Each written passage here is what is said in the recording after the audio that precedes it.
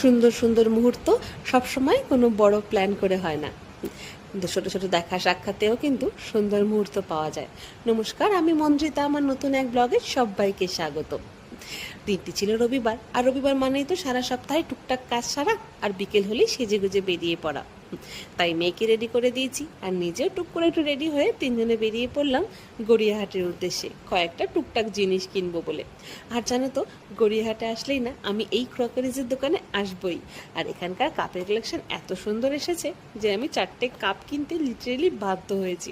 তারপর চলে আসলাম কর্পোরেশন মার্কেটে, এখান থেকে মেয়ের জন্য 2-4টে খাতা আর কয়েকটা বাসন নেওয়া ছিল, তা নিয়ে নিলাম। আর মেয়ের বায়নাতে মেয়ের পেস্ট্রি খাওয়াতে চলে আসলাম মঞ্জিনিসে। তারপর ওর পেস্ট্রি খাওয়া হয়ে গেলে চললাম এবার ছোটো মাসি বাড়ির উদ্দেশ্যে। বাড়িটা একদমই গড়িয়াহাটের কাছে, ওই যে সরোবরের পাশে। আর জানো তো, ছোটো মাসি বাড়িতে ঢুকেই না আমার মন নিমিষেই ভালো হয়ে গেল, কারণ মাসি বাড়িতে এসেছে আমার মা আর আমার সেজো মাসি।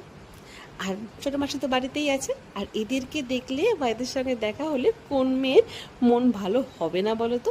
তারপর মা মাসিদের সঙ্গে একটু গল্প করলাম, চা খেলাম, তারপরে বেরিয়ে পড়লাম একরাশ ভালো লাগা আর ভালো বাসা নিয়ে।